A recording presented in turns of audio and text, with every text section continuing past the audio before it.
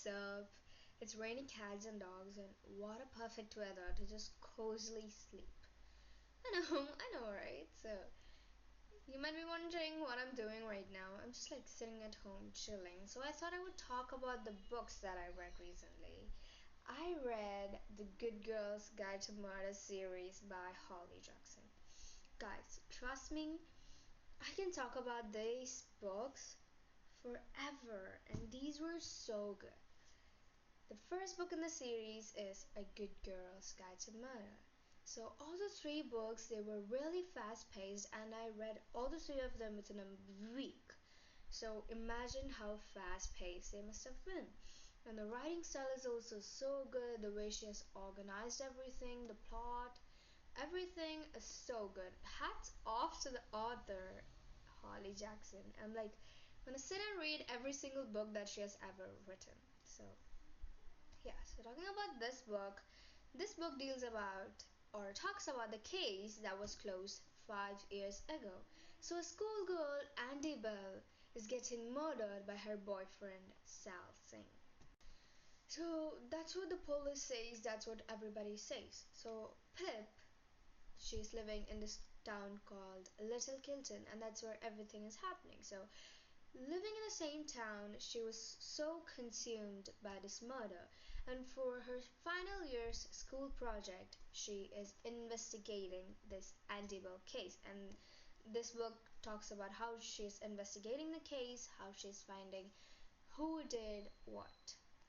Yeah, so I will try not to give as many spoilers as possible, but as I said, I will try. So yeah, so she is investigating this case with the help of Sal Singh's younger brother, Ravi Singh. So deep down in the bottom of her heart, Pip knew that Sal Singh is innocent, because while growing up, they were in the same school, and she always admired him so much. He was like so innocent, kind-hearted, and he was not a person who would do murders. So she took this closed case as her final year school project, and she investigated this case. She proved that Sal Singh was innocent.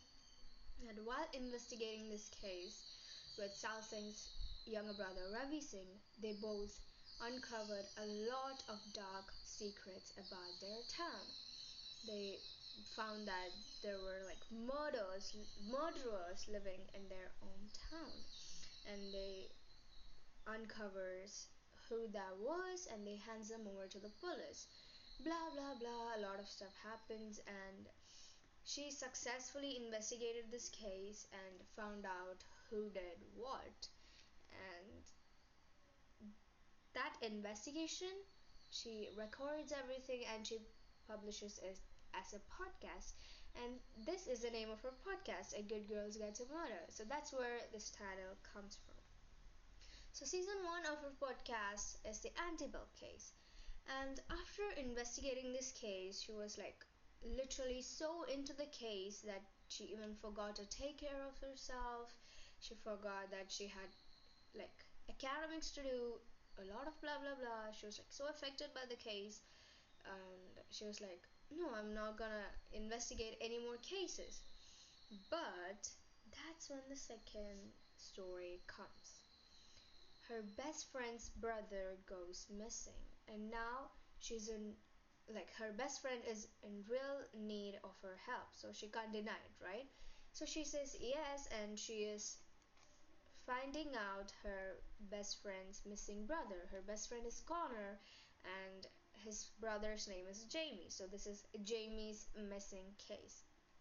And yes, she finds the missing person, and even while doing this, she uncovers even more darker secrets about her town. Now she goes to the police thinking that they will help her, but no, there is no help. So she is investigating this on her own. So she's like investigating this in a very, very, very interesting manner, and this Jamie's missing case comes out as a second season of her podcast. So this is a short story, and her best friend's brother goes missing. She finds out her best friend's brother. Yeah, that's it. But this book or this story leaves her even more traumatized because she is witnessing someone getting killed. Yeah, so she's like really traumatized right now. Really, really, really traumatized right now. She can't get enough sleep, blah, blah, blah, blah. And now she's like, I am not gonna investigate any more cases. This is the end. But guess what? The next story comes. And now she's like, as I said, she's really haunted by her last case, and she's finding out that she has a stalker, and she draws connections between her town's serial killer and her stalker. So she's finding connections between them, and she's finding out that a stalker is actually a serial killer, and she finds out who the serial killer is. Blah blah blah. She kills the serial killer by herself and puts the murder on someone else, and she just escapes the murder that she did, and she puts the murder on someone who deserves what he got, because like he was a rapist in the first two books, and she wanted to take revenge on him because he raped a lot of her best friends, a lot of poor girls. So poor in the sense not economically poor, a lot of innocent girls. So she always wanted to take revenge, and the court found him not guilty, so she couldn't do anything in that way. So she murders a serial killer of the town, and she puts the murder on the rapist, and he's getting charged for the murder. And yeah, that's what this book is all about. The first of this book deals about how she is finding out who is her stalker, who is the serial killer, blah blah blah. She's getting kidnapped by the serial killer, the DT killer, the duct tape killer. That's where these duct tapes come from.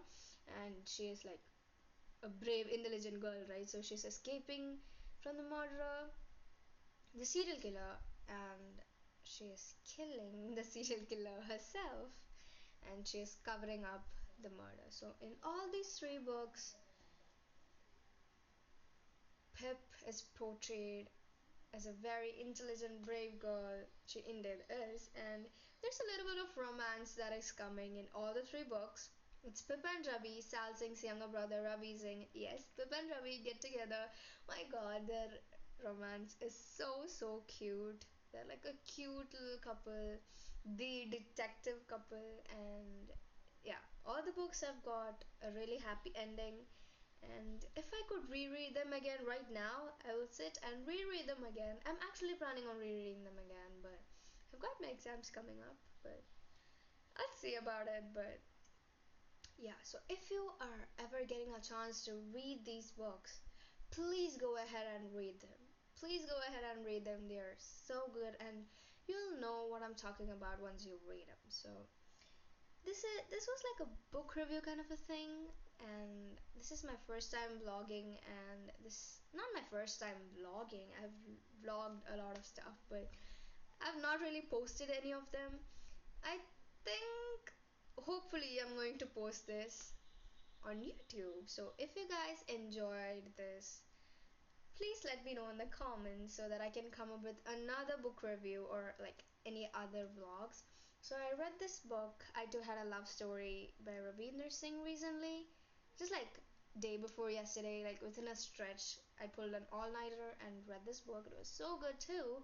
So if you guys want me to talk about this, please let me know so I can do another vlog.